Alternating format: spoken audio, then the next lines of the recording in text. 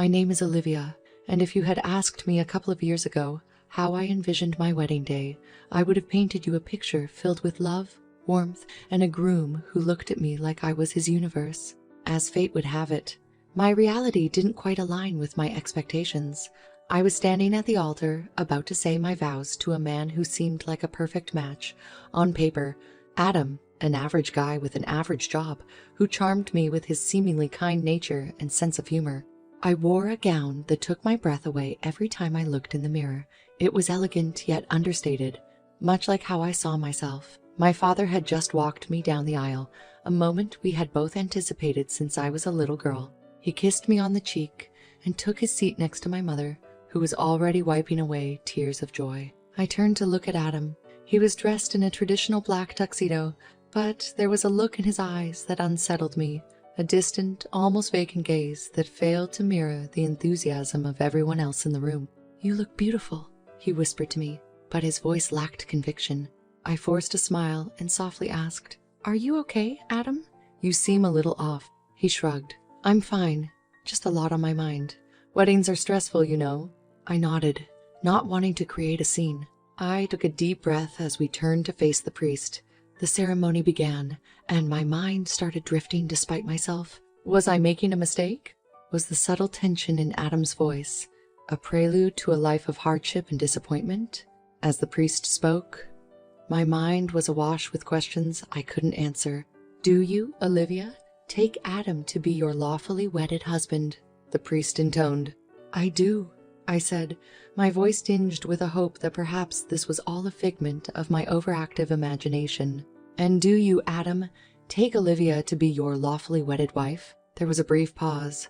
The congregation held its collective breath, and for a moment I saw my life flash before my eyes. Finally, he responded, "I do," but the words seemed to stick in his throat. The priest announced, "You may now kiss the bride." As our lips met, the room erupted in applause, but I felt a strange emptiness. Something was amiss, and I couldn't quite put my finger on it. The celebration moved to the reception hall, filled with laughter, dance, and toasts to a happy life ahead. Yet amid the clinking of champagne glasses and well wishes, I couldn't shake the feeling that the man I had just married was a stranger to me. We mingled with guests, smiling for photos, but every time I glanced at Adam, he seemed lost in thought. "What are you thinking about?" I finally asked him as we sat at our head table. "Nothing much, just a lot to process, you know," he replied, dodging the question once more. That night, as we drove away in a car adorned with "just married" signs and tin cans rattling behind us, I looked at my new husband. He was staring out of the window, lost in a world of his own, and for the first time, I felt a pang of dread about the life I had just committed myself to. But, like any optimist trapped in a romantic ideal, I told myself things would get better, not knowing that this was just the first chapter in a long tale of deception, heartbreak, and ultimate retribution. Following the wedding, we moved into my house, a spacious place I had bought before we met, owing to my stable, high-paying job. Adam, a regular office worker, didn't earn much, but I was never one to judge a man by his paycheck. My philosophy was that love and compatibility mattered far more than financial equations. For a while, everything seemed to align with that utopian belief. Initially, Adam seemed like the perfect partner. He was affectionate, at least superficially, and took an active interest in my work, asking how my day was and even surprising me with dinner once or twice. But as days turned into weeks, the veneer began to wear off. "You're late again," I would remark as he stumbled through the door close to midnight, his breath reeking of alcohol. "Yeah, the office is getting hectic.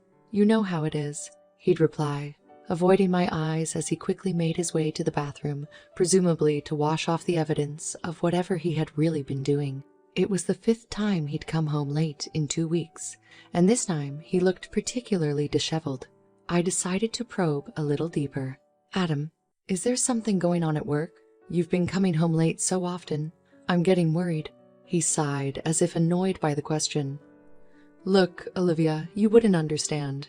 It's office politics, meetings, deadlines. Don't stress over it." His dismissal didn't sit well with me. I have deadlines too, you know. I manage a whole team, but I still try to maintain a balance. Isn't that what we should both be striving for? Adam rolled his eyes. You're making a big deal out of nothing. Just let it go." The word nothing echoed in my head, amplifying my growing suspicions. I had always been perceptive, a quality that had gotten me far in my career. I could read people, get a sense of their motivations, their sincerity, or lack thereof. That sense was tingling now, more strongly than it had on our wedding day, but I chose to suppress it. Maybe it was pride, or perhaps a simple, naive belief that love could overcome all obstacles. Whatever it was, it blinded me to the glaring red flags that were popping up around me.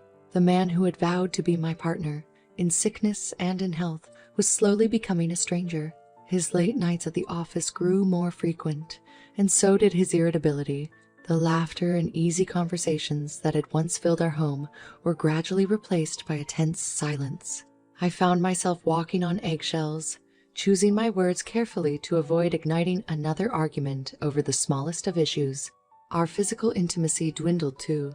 Adam always had an excuse ready, whether it was stress from work or just plain exhaustion. But the worst part was the emotional disconnect. The man who had once talked about growing old with me seemed increasingly disinterested in even discussing how our day went. I didn't know then what was unraveling before me, but what was clear was that our honeymoon phase had unceremoniously ended, giving way to a harsh reality that I was yet to fully comprehend. When the 2 lines appeared on the pregnancy test, a surge of emotions overwhelmed me. I was excited, terrified, but most of all, hopeful. The idea of bringing new life into the world with Adam made my heart swell. I thought, maybe, just maybe, this miracle would be the catalyst that reignited the love and affection that seemed to have dwindled between us. I waited for him to get home, rehearsing how I would break the news. I imagined his eyes lighting up, mirroring the joy I felt. I was so lost in these musings that I didn't hear him come in. When I finally realized he was there, sitting on the couch flipping through TV channels, I approached him with the pregnancy test hidden behind my back. "Adam, can you turn off the TV for a second? I have something important to tell you." He sighed and put the remote down. "What is it now?" With shaking hands, I revealed the pregnancy test. "We're going to have a baby, Adam." "Actually, babies." The doctor confirmed it's twins. The room fell silent. The expression on Adam's face was not what I had envisioned. Instead of joy or even a simple smile, what I saw was a strange mix of incredulity and, to my shock, annoyance. "Twins. Are you sure?" he finally said, breaking the silence that had thickened the air between us. "Yes." The ultrasound confirmed it. "Isn't it wonderful?" I replied, my voice cracking as I sought to find some semblance of the happy reaction I had expected. His eyes narrowed as he spoke. "Great. More mouths to feed." Those words landed like a punch in the gut. I stood there staring at the man who was supposed to be my life partner, trying to understand how he could react so coldly to something so monumental. "Adam, what's going on? This should be happy news for both of us. Why are you acting like it's the end of the world?"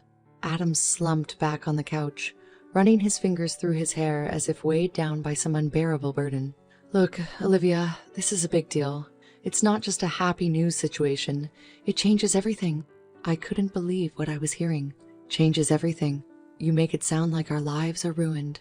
These are our children, Adam, our family." He looked at me, his eyes void of the warmth and affection that had drawn me to him in the first place. "I need time to process this, okay?" I nodded, the lump in my throat making it hard to speak. As I walked away, I couldn't help but feel that the unwanted miracle of our unborn twins had just magnified the widening rift between us. For the first time, I began to truly worry about the kind of father Adam would be, the kind of family we would become. I went to bed that night, my mind swirling with a storm of uncertainties. The excitement I had initially felt was now tainted by Adam's unsettling reaction. I looked at my reflection in the bathroom mirror, my hand instinctively going to my still flat belly. Am I bringing my children into a broken home? I wondered. That night, I lay in bed staring at the ceiling, Adam snoring softly beside me, emotionally distant as ever. The enormity of my situation settled over me like a dark cloud, and I found myself questioning not just my marriage, but the life that was growing inside me. It was the miracle I had always dreamed of, but one that had, distressingly, underscored the disquieting truth about the man lying next to me. The weeks following the revelation of my pregnancy were far from the blissful, love-filled days I had once fantasized about. As my belly grew, so did the chasm between Adam and me. The man who had promised to be my rock, my partner in this incredible journey, was nowhere to be found, emotionally or sometimes even physically. As my pregnancy advanced, the housework began to pile up. Floors needed sweeping, dishes gathered in the sink, and laundry formed an untamed mountain. One day, after I had spent an exhausting day at work, Adam strolled into the living room, kicked his shoes off, and plopped onto the couch. "Adam, can you please at least put your shoes away?" I asked, struggling to keep the fatigue out of my voice. He scoffed. "You're home all day. Why can't you do it?" "I was at work, Adam, and I'm carrying twins. A little help wouldn't hurt." He looked at me, as if scrutinizing my words, and then let out an exasperated sigh. "Olivia, I don't have time for this. I've got to leave for another business meeting." "Another one? You've been away for the last 3 nights. When do you plan on helping around here?" "When you stop complaining," he retorted, grabbing his coat and heading for the door. The days became a series of these confrontations, each one more bitter than the last. His late nights grew more frequent, and when he was home, he became increasingly irritable. Arguments erupted over the most trivial matters, and more than once. He seemed almost disdainful of my pregnancy, as if it was an inconvenience he hadn't signed up for. It all came to a head one chilly fall day, when Adam declared that the garden needed cleaning, and it was my job to do it. Despite being visibly pregnant and the temperature dipping, he locked me outside to make sure the work got done. "I can't believe you're doing this. Adam, it's freezing and I'm pregnant." "You'll manage. It's not rocket science," he snorted, locking the sliding door behind him. While I was outside, teeth chattering and hands soiled from the work, I noticed through the window that Adam was packing a suitcase. "I have to go on a week-long business trip," he said curtly when he finally let me back in, ignoring my disheveled, frozen state. "You can handle things here, can't you?" Without waiting for an answer, he left, leaving me alone and cold, both literally and figuratively. During his absence, I stumbled upon the grim reality that half his belongings were missing. I scoured the house, panic setting in, and discovered the safe was empty. A total of $250,000 I had saved up over the years had vanished. My calls to him went unanswered. That was the last straw. As I sat there, surrounded by the life we had supposedly built together, the walls felt like they were closing in on me. I was overwhelmed by a cascade of feelings: betrayal, hurt, but mostly a simmering, righteous anger. It was time to accept that our relationship was not a two-way street. It was a dead end, and I was the only one who had been bringing anything to the table. The love, the support, and now even my hard-earned money. It had all been siphoned off by the man I had entrusted with my heart. I took a deep breath, steeling myself for the storm that was about to come. It was time to change the rules of this twisted game. It was time for me to take back control of my life and, more importantly, secure a future for the lives growing inside me. Little did Adam know, he had just ignited a fuse, and I was about to explode in a way he never saw coming. As the week crawled on, each day felt like a lifetime. But I wasn't idle. I was plotting. Adam had taken advantage of my love, my trust, and my resources. He had turned his back on me at the most vulnerable point in my life. But he'd forgotten one critical thing. I was his boss's daughter, and he was still on the company payroll. I arranged a meeting with my father and walked into his office with a file of evidence I had collected. Late-night texts with unidentified numbers, receipts for luxury hotel stays when he was supposedly working late, and most importantly, bank statements that highlighted the missing $250,000. "Dad, we need to talk about Adam." My father looked up, concern etching his features. "What's going on, Olivia?" I handed him the file. "He's been cheating, lying, and he's stolen from our safe. He can't continue to work here." My father leafed through the papers, his eyes narrowing with each page. "This is serious, Liv. Are you sure about this?" "I've never been more sure about anything. He needs to go, Dad. Not just from my life, but from this company." My father sighed, his hand rubbing the bridge of his nose. "All right, I'll handle it from here. He won't set foot in this office again." "Thank you, Dad," I said, feeling the first wave of relief wash over me. The next part of my plan was to secure my financial and legal standing. I contacted the police and formally reported the theft. I knew it would be a long process, but the wheels of justice were finally in motion. When Adam returned a week later, drunk and in the company of a strange woman, I was ready. The house was locked, and I had packed his remaining belongings in a box that sat outside the front door. "What the hell is this, Olivia?" he yelled, banging on the door, his words slurring. I opened the door a crack, not allowing him to enter. "It's over, Adam. You're fired from your job. I've reported the theft, and I want you out of my life." His eyes widened in disbelief, quickly turning into a fury I had never seen before. "You can't do this to me." Before I could react, he punched me in the face. Pain exploded across my cheek, but it was overshadowed by a surge of adrenaline and resolve. "That's assault, Adam. Another charge to add to your growing list." His face paled, realizing the gravity of his actions. "You're going to regret this, Olivia. I already regret ever meeting you. Now get out." He picked up the box, glaring at me one last time before stumbling away into the night. As I closed the door, my body shaking from the confrontation, I realized that this was just the beginning. Adam had unleashed a side of me he'd never expected to see, and now he would face the consequences of his actions. I touched my swelling belly, making a silent promise to my unborn children. Their mother was no pushover, and their father would soon understand the extent of his mistakes. Revenge had only just begun, and I was far from done. I had the law on my side, a supportive family, and a fierce maternal instinct that would stop at nothing to protect my future. Adam had underestimated me for the last time, and as I went through the motions to legally dissolve our marriage, press charges, and reclaim what was mine, I knew one thing for sure. The hunter had become the hunted, and I was not going to miss my shot. The courtroom was cold, sterile, a fitting arena for the final chapter of a marriage that had turned just as icy. I was seated next to my attorney, files and evidence laid neatly on the table in front of us. Across the room was Adam, disheveled and visibly nervous, flanked by his own legal counsel.